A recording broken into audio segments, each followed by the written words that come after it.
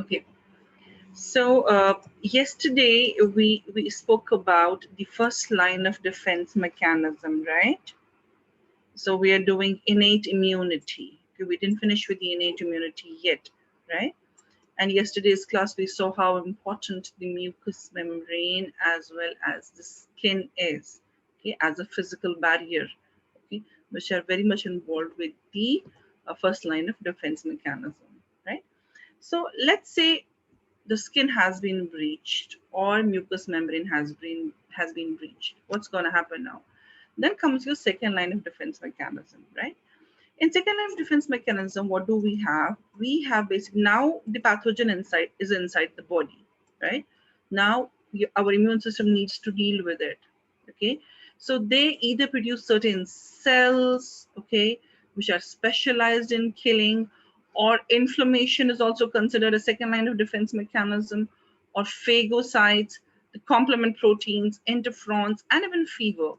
All these things are considered as the second line of defense. So you should be knowing that which things will be considered in first line, which will be there in the second line, and which will be there in the third line of defense mechanism, right? So in short, you will see that the entire chapter is based on killing the microorganism or killing the intruder in our body or killing the foreign person or a foreign antigen in our body. But the entire chapter is based upon different types of cells, proteins, mechanisms, right? It's all about that. So every cell has its own specialization, okay? Every cell has its own capability, or every immune cell, okay, kills a particular pathogen in a different way, okay? So that's what you need to know, okay? For example, natural killer cells, they have their own way of killing. For example, they kill the cells which are infected with the viruses, right? So or the cancer cells, right? So they have their, that is their specialization, right? But phagocytes, they kill by engulfing the foreign particles, right, and fusing it with the lysosome, right? So every cell has its own capability of killing the microorganism. Let's try to explore, okay, what are these various cells and how do they kill the microorganisms, okay? Let's start with the killer cell, okay?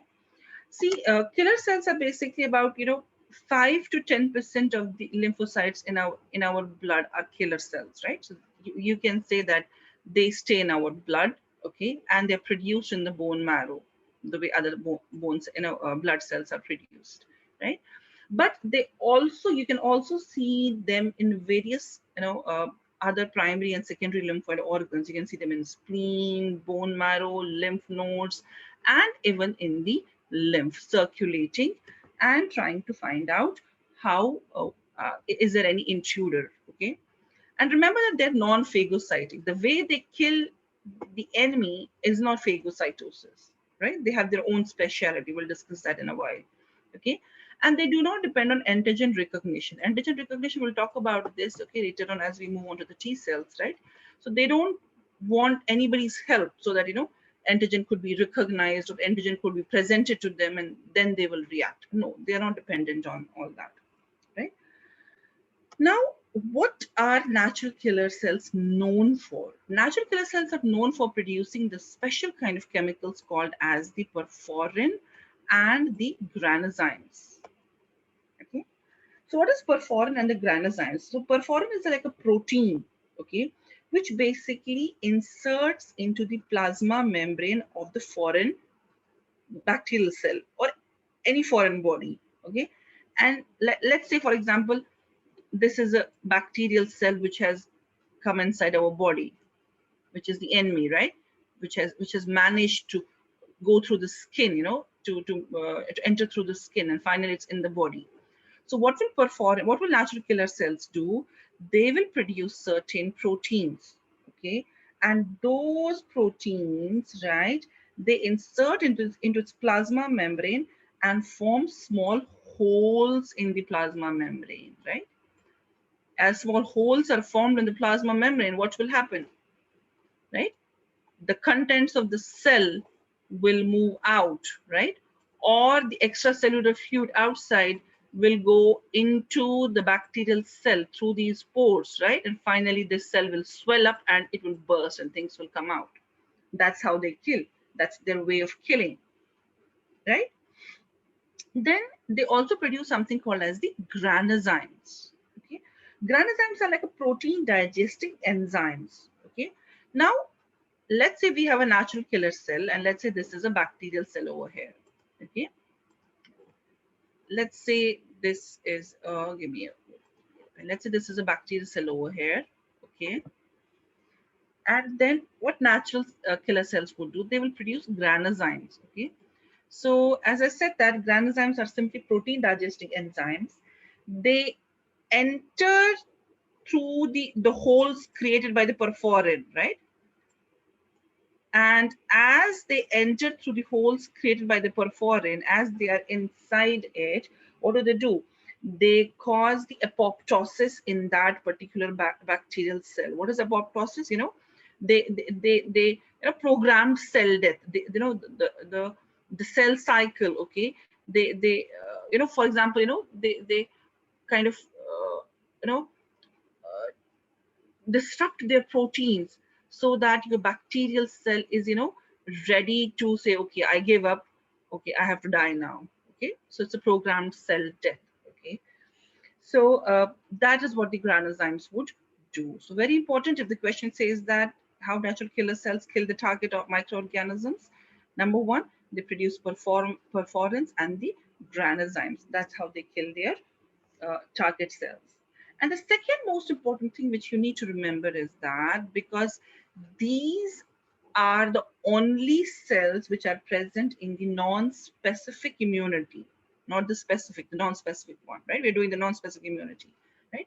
So these are the only cells in the non-specific immunity which has the capability of killing the cancerous cells and the cells which are infected with the viruses, right?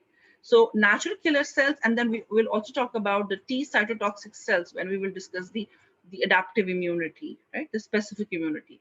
They can also kill the cancerous cells, and they can also kill the cells which are infected with the virus.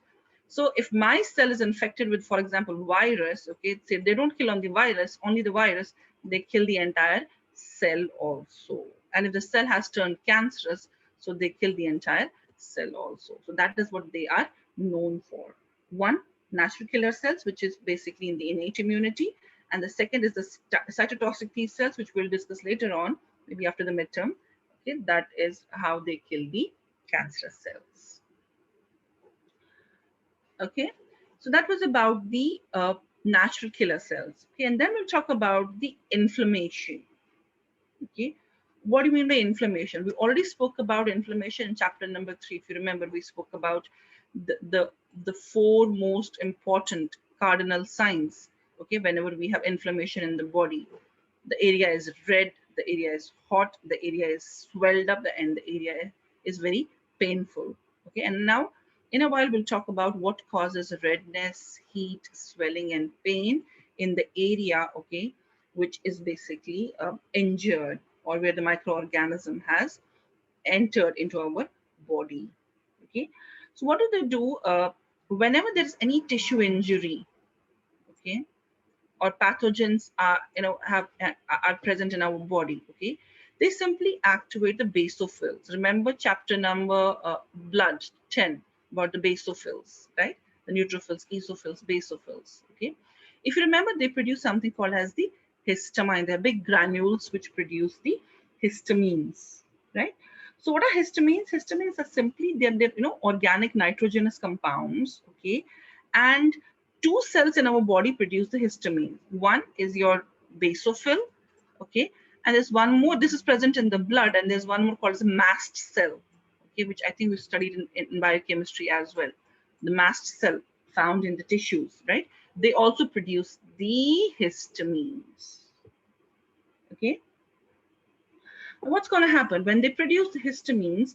You will see that in the next slide that they will, because of these histamines, the permeability of the capillaries will increase. What does that mean? That means the blood capillaries, they're more permeable now because of the presence of the histamine. So they are more permeable. So fluid can move out of these capillaries, right? Because they're more permeable. Okay, and now let's try to know why they become more permeable, and how is it going to benefit us. Okay, so let's say a cell is damaged. Let's say I got a cut in my skin. I damaged my I cut my skin with the glass or whatever, right? So that means skin is broken. That means innate immunity is not there. The bacteria can travel through that broken skin into my body. So now the second line has to react. Okay, so the second line will react by producing an inflammation in the body. Okay, and how that inflammation is produced, basically the cells which are damaged, okay, or the cells which are infected, okay, those cells will either produce the histamines, okay, and produce the kinins. Okay, so histamines, as I said, that at that particular site, you will have the basophils. They will quickly run to that site, okay, and they will start producing the histamines, right? And even mast cells, which are in a damaged, cells, as I said, that the mast cells stay in the tissues. So the tissues which are damaged, they also produce the mast cells inside them. They produce the histamines, okay. And then I told you, histamines increases the permeability of the plasma membrane. Now, why does that happen? The permeability of plasma membrane is increased because we want WBCs which are present inside the blood so that they can easily move out of the body, out of the blood vessels. Remember diaperesis in blood chapter? Look at this. The amoeboid movement of the white blood cells. Do you remember that, guys?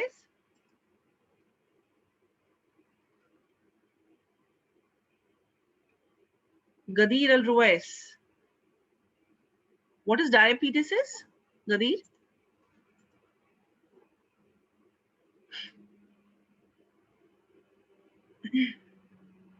What is diapetesis, Gadir? Thank you for replying.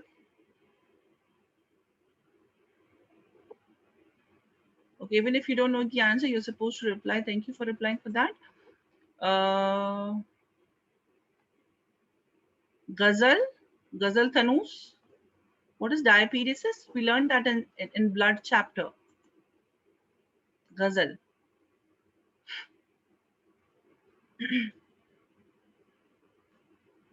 Thank you for replying, Ghazal. Do you remember what was diapetesis?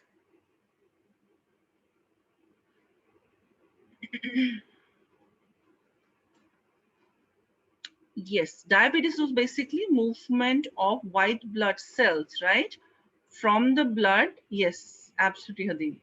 When WBCs move out of the capillaries, right? Whenever there's an infection in the body or whenever there is any kind of injury in the body, absolutely, very good, all of you, right? So look at this. So the WBCs are moving to the site of the injury, right? So that is the reason why the blood capillaries are dilated, okay? Or you can say that they are made more permeable, okay? And other than that, okay, what happens because of these kinins and histamines, the blood vessels are also dilated. They increase in size. So as they are dilated, what happens? There is an increased blood flow to that particular area. And you might have seen that whenever there's an inflammation in the body, the area is red. I hope you would have noticed that it's red, and it's when you touch it, it's hot. Even if we have a simple a simple insect bite also, right? The area looks red, bumpy, hot, right? The reason for that is because of these chemicals. The blood vessels are dilated and more blood is sent to that particular area. Now, why do we send more blood? Because we want to increase the metabolic rate of those immune cells or the cells around there. So as the metabolic rate will increase, right, more activity and more cell division will take place, right? Because more blood would mean more oxygen, more nutrients, right? So that is why the area is red and it is hot because of the increased metabolic activity. It's red because more blood is sent to that particular area and the blood vessels are dilated. Okay. Then, as I said, that the capillaries will become leaky, right? As they will become leaky, lot of fluid is allowed to move out of the uh, blood vessels, right? Out of the capillaries. The reason is that along with that fluid, right, the WBCs will also move. The proteins will also move.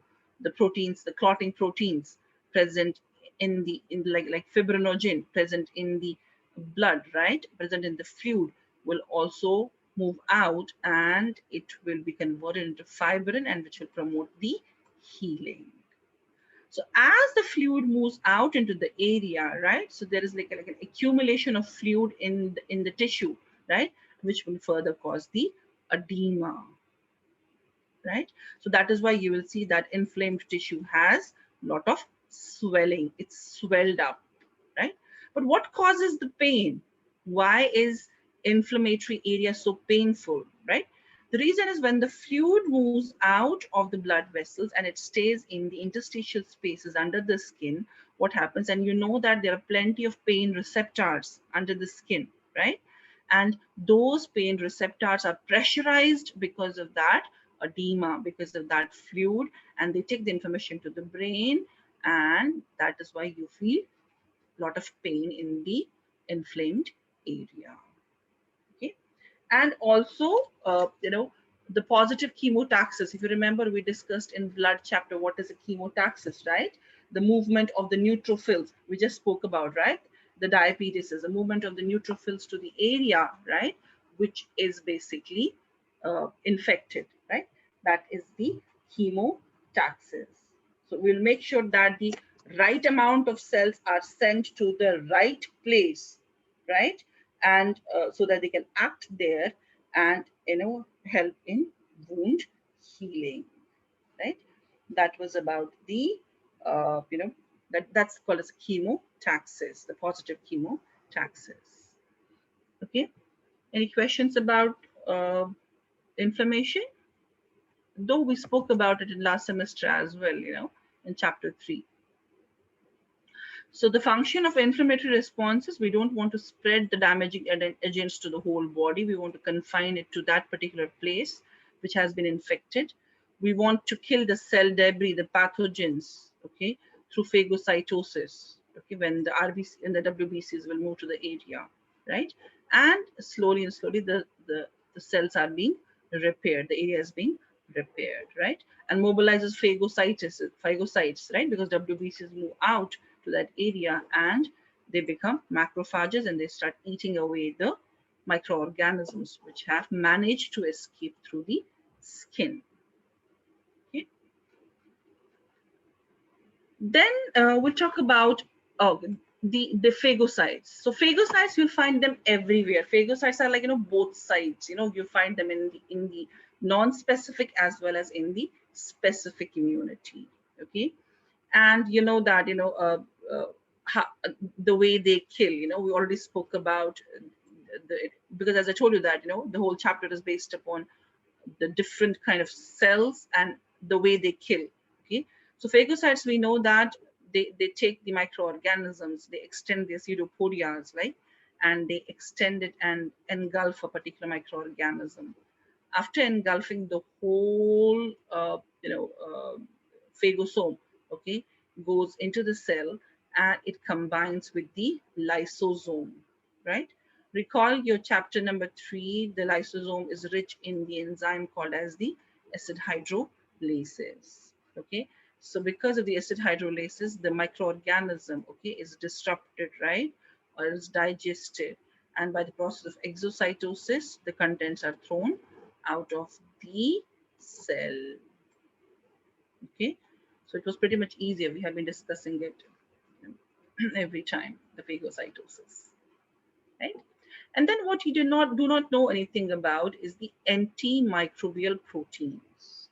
So not only the cells, okay, we also have certain antimicrobial proteins produced, right, which also come under second line of defense, okay, which have the capability of either they stop the reproduction of the microorganisms. They don't allow viruses or bacteria to reproduce, and automatically their number decreases in our body, right? And then they also attack the microorganisms directly, okay, or they might activate the macrophages, okay, which will enhance the killing, right? So plenty of ways these antimicrobial proteins can act in our body. But the most important two proteins are your either complement proteins, okay, number one, and then we'll talk about the interferons, what interferons are. We start with the complement proteins. Okay, what are complement proteins? Even though its pathway is kind of a little complicated, but we'll not discuss it. It usually has two different pathways in our body, like the classical and the alternative complement pathway. But it's not there in the book, so we're not going to discuss all that. We'll simply discuss, what is complement fixation, how they kill a particular microorganism.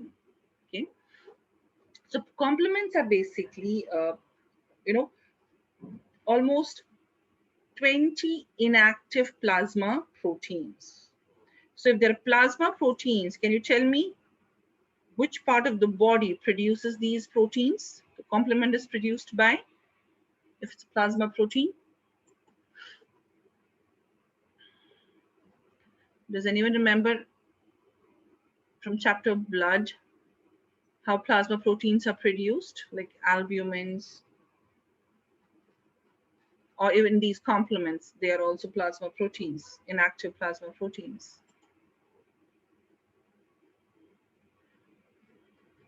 Gada K. Al Muhim. Do you know the answer there? Gada?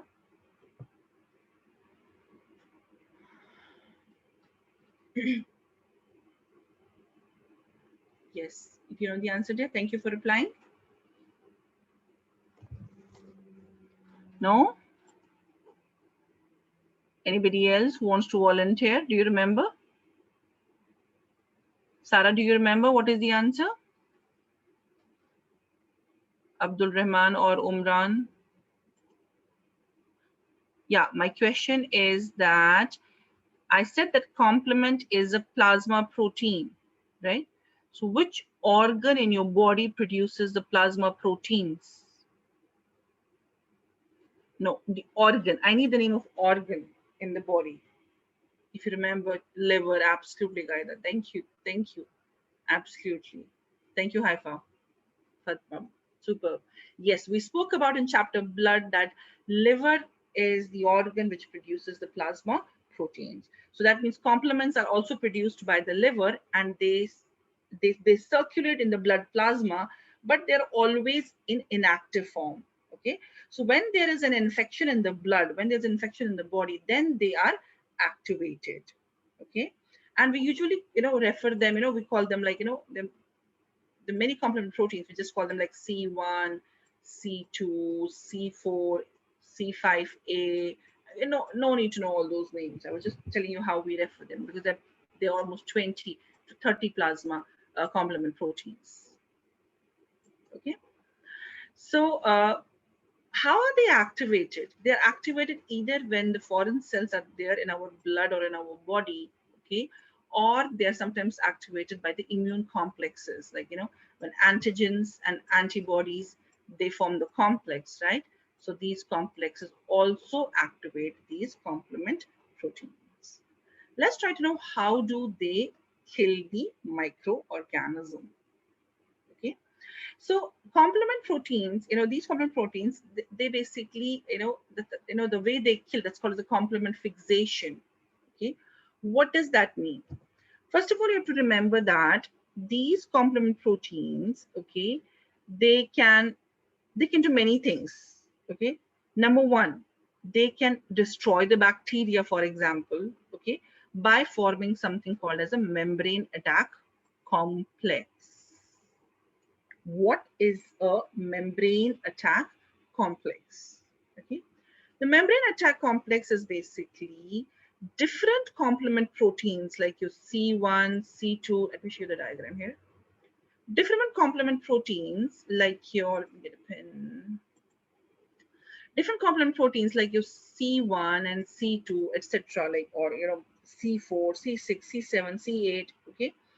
So usually the membrane attack complex is formed by, C5b up to C9, C5b, C6, C7, C8, C9, right? You don't need to know all that. So they all, they all kind of create a channel in the plasma membrane of the microbe. So let's say this is a plasma membrane of a bacterial cell.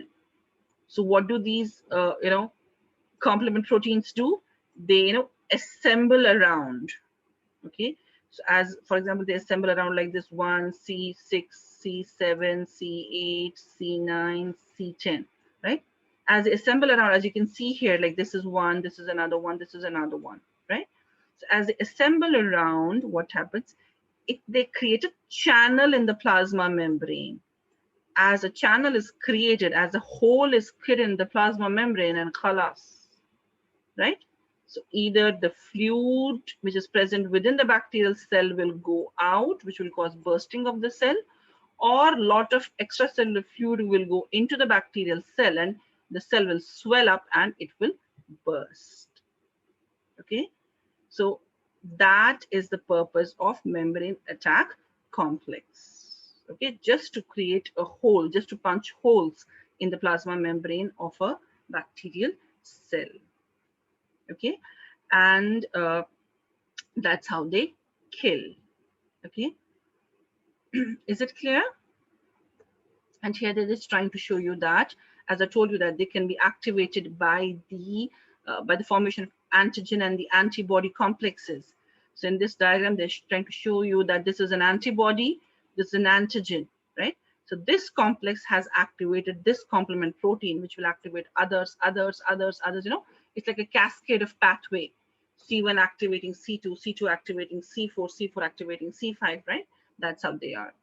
Okay, yes, Gada, I will repeat quickly. So all you need to know, Gada, is that the complements are the inactive proteins present in plasma proteins present in the blood. Okay, when they are activated, okay, as you can see here in the diagram, they assemble around, they assemble around the plasma membrane. As they assemble around together, they create a hole in the plasma membrane. Okay, they punch a hole in the plasma membrane, and as a whole, they don't create only one hole, right? So some of them might form the membrane attack complex like this here. Some of them will form it here, right? So as many complexes are formed, right, as many holes are created on the plasma membrane, and the job is done. Halas. The fluid goes out, right? And the membrane and the bacterial cell bursts open. It causes cytolysis. Okay, that's how the bacterial cell will die. Clear, Gada? Do you understand? Okay, wonderful. So that was about the purpose of forming membrane attack complex by the complement proteins. Okay, but that is not all. These complement proteins can also activate phagocytosis. We discussed this phagocytosis, right? They also activate phagocytosis by something called as an opsonization. So please pay attention. What is opsonization?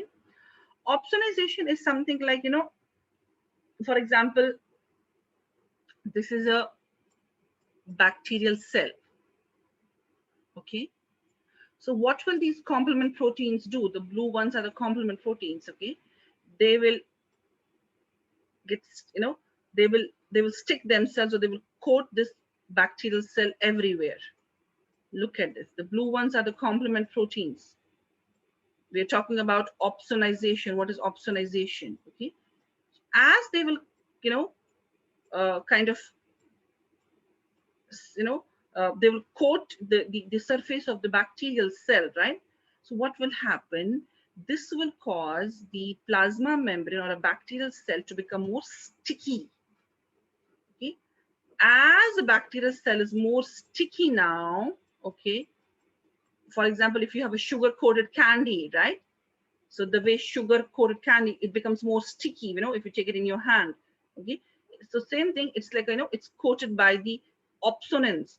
So what are opsonins here? Opsonins here are your complement proteins, like your C1, C2, maybe anything, C3, right? So as they become sticky, then surrounding you will have a big macrophage. So big macrophage will come around, it will engulf this sugar, I mean not sugar coated, the complement coated bacterial cell. And this process is called as an opsonization. Now you might think that why do these phagocyto macrophages need this opsonization? Why? The thing is that it makes the job of the phagocytes kind of a little easier, right? They quickly stick to these opsonized bacteria and quickly eat them away, right? So kind of reducing the time, right? So that is very, very important. It's called an opsonization. Did you all understand what is opsonization?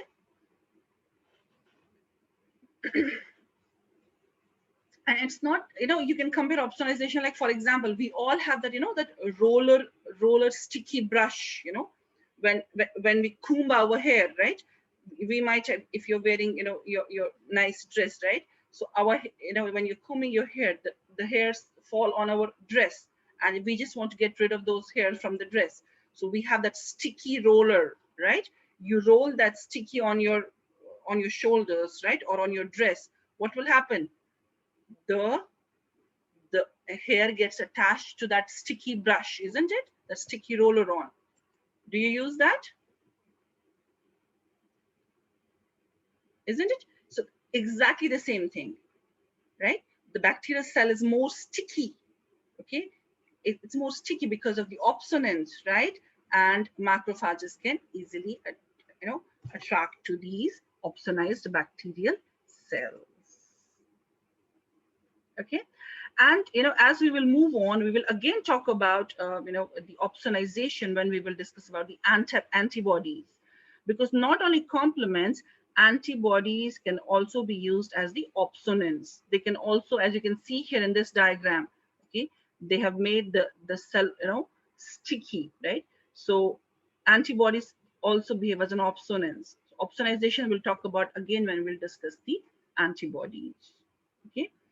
And what else complement proteins are doing? They also, when they're activated, okay, they become vasodilators, okay, or they release certain chemicals calling all the neutrophils and the macrophages, okay, to the area, okay. So they can do that as well, okay. So if you see here in this diagram, it's not showing about the complement, it's showing, the bacterial cell is opsonized by the the antibodies, and how macrophage is basically killing all these opsonized bacteria. Okay, so same thing happens with the complements as well. So did you all understand what is opsonization? Any questions about it? So what are the two cells in our body which can act as opsonins? Name the two cells which can act as an opsonins.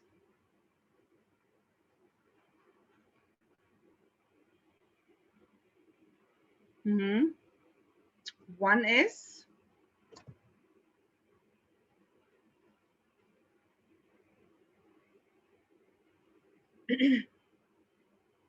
yes, Adil. Hana, Shata. Yes, anybody can reply.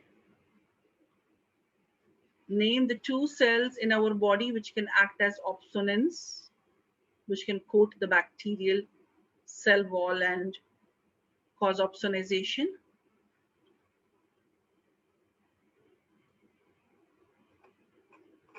Raneen, do you know the answer?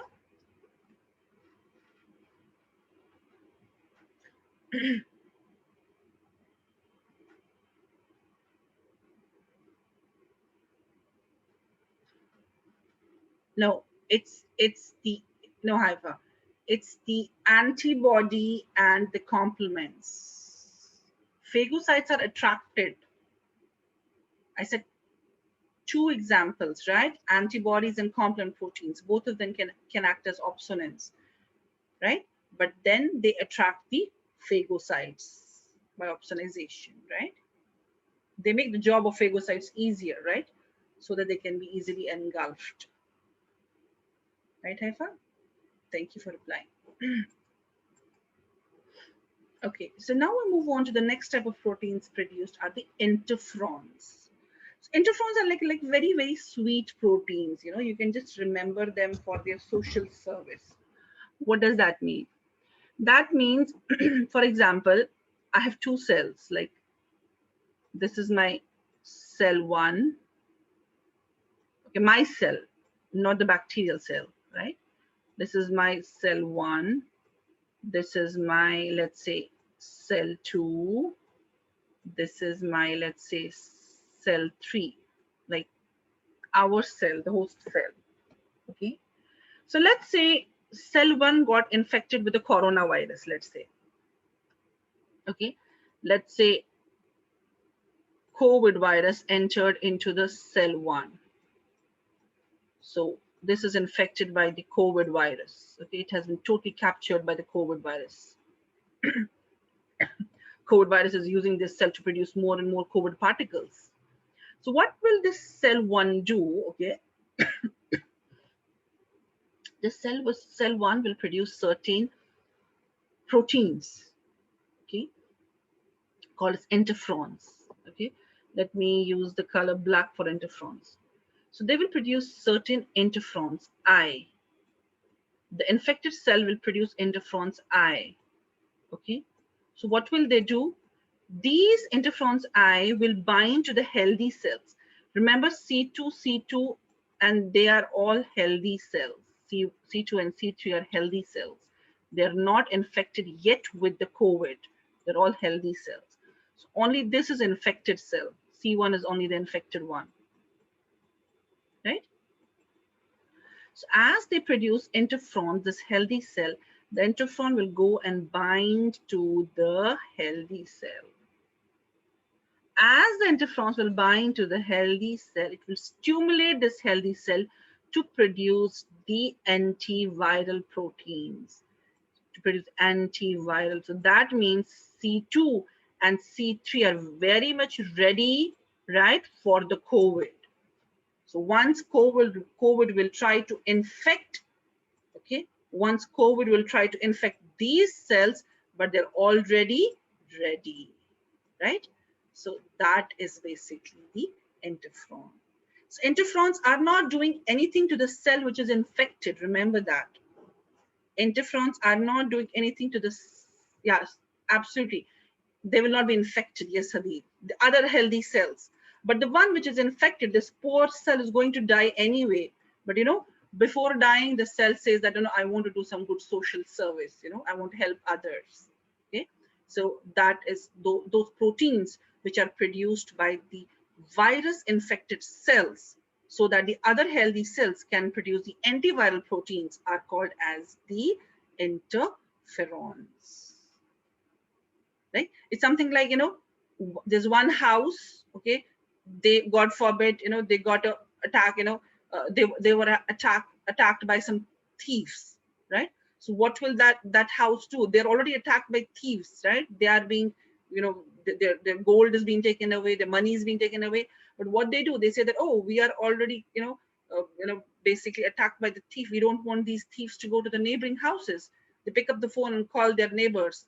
Do you know there are thieves around? So pick up your, you know, guns or whatever you have, right? So other houses or nearby houses, they're all ready, okay, so that if thieves will come to their house and they're ready with the, you know, all the ammunitions and instruments to kill thieves. So that's what, you know, are the interferons. Isn't it like a very nice example of, you know, helping others and doing social service? Isn't it a cute way, isn't it? See, you all get, you know, get fascinated by all these things. Trust me, you know, it's superb, you know, the way God has made, you know, everything in our body, how things are arranged in our body. So like, so it's like the word says Subhanallah for this, you know, definitely. Yes. So we're still doing second line of defense mechanism, and now we're going to talk about the fever. Okay. Fever also comes as a second line of defense mechanism. Okay. But before I discuss fever, tell me, why do we get fever? What is the reason behind? Anybody can answer.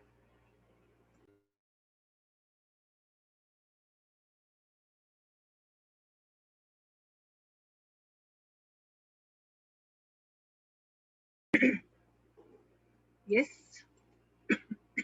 Indication for abnormal status in the body. Okay, body fighting infections. Very good, Gada. Hypha from infection, because of the infection, because of the infection. Body's repairing. No, it's not repairing. It's fighting. Yes, our body is trying to kill the virus. Yes, we get infected to kill the bacteria. See, inflammation is basically a response from our body to the infection. Okay, to any kind of infection, to any kind of microorganism. Okay, so fear, no, not because of, no, Ragad, not because of blood flow increases, of course not, no. Fever is like, long back fever was considered as a pathological response to the infection. But now doctors say that it's not a pathological response, it is considered as a body's normal immune response. That means, yes, there was an infection in the body, or there was, the virus in the body or bacteria in the body, and the immune response, the normal immune response was the body increased the temperature. Why the temperature is increased and what causes increase in the temperature? Okay, so let's say coronavirus or any bacteria, it infected my body, right? So as I got infected, the bacteria or virus, they will produce some toxins, right? And those toxins trigger the release of certain chemicals called as a pyrogens. Pyro means fire, right? Okay, so they will trigger the release of certain pyrogens, and pyrogens will be released by the white blood cells, by the leukocytes, as well as by the macrophages of a body. So white blood cells and the macrophages produce special chemicals called as pyrogens. When do they produce? When the bacteria or any virus infects our body. Because of those toxins, these WBCs and macrophages produce the pyrogens. So as the pyrogens are produced, what do these pyrogens do, right? They are called as fever producing chemicals or fever producing cytokines. They simply go to the body's thermostat, which is hypothalamus, right? And what will hypothalamus, how it will respond? Hypothalamus responds by increasing the temperature beyond 37 degrees Celsius. Remember, the fever has to be moderate fever, not high fever. Like high fever, like 41 degrees Celsius, our body proteins, our enzymes will be denatured, right? And it might cause brain damage. So moderate fever is good, not high fever, right? So what happens as the hypothalamus increases the body temperature, a normal body temperature, not like a 41 degrees Celsius, as I said that, right? So what happens that as the temperature is increased, what is the effect of that high temperature? Number one, that high temperature will increase the metabolic rate of the immune cells, like your phagocytes. Point number one. Phagocytes will continuously divide, right? And they will promote more and more phagocytosis. They will engulf more and more microorganisms. Point number one. Point number two, high temperature itself inhibits certain growth of some bacteria or microorganisms. Like at such a high temperature, some microorganisms cannot stay alive. They become dead at such a high temperature, right? So that also happens because of the high temperature. Point number two. Okay. Now, point number three is that when you have high temperature, this high temperature inhibits the release of two important nutrients. You can say that, when the bacteria is in our body, They constantly need iron and zinc for division, right? So because of high temperature, iron and zinc is not produced by the liver and spleen. Khalas, when the bacteria don't get iron and zinc, they say that what are we doing in this body? We don't have iron and zinc to produce more bacterial particles. So automatically their growth is inhibited. Did you understand the importance of fever?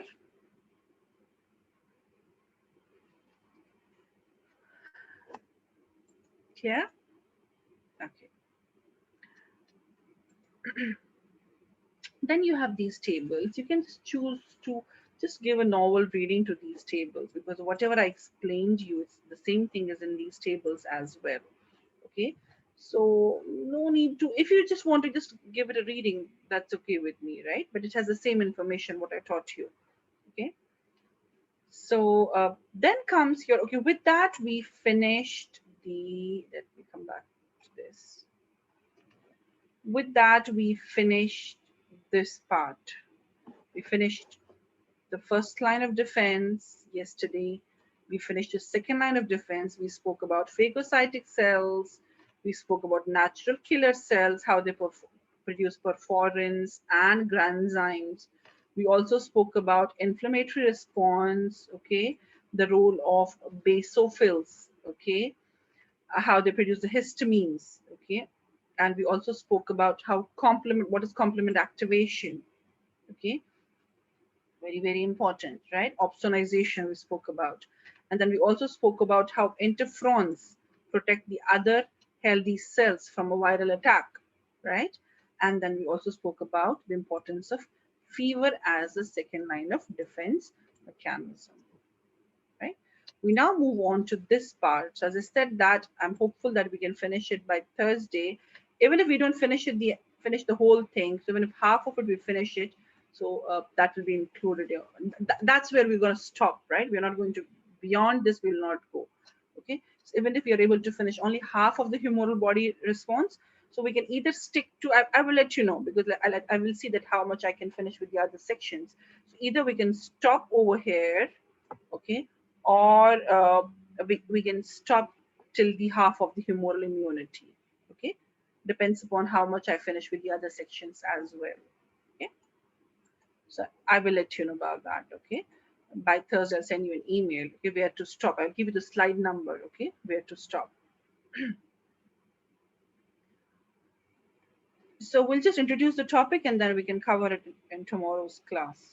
Okay, you want it now or you want to start it tomorrow? Are you tired?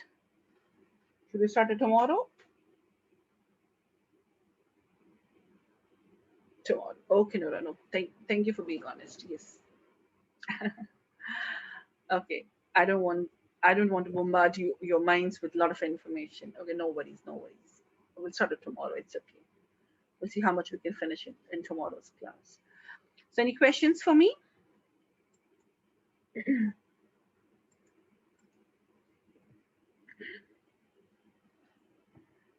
I hope you're studying, and I hope inshallah you'll all get very good grades in this exam as well.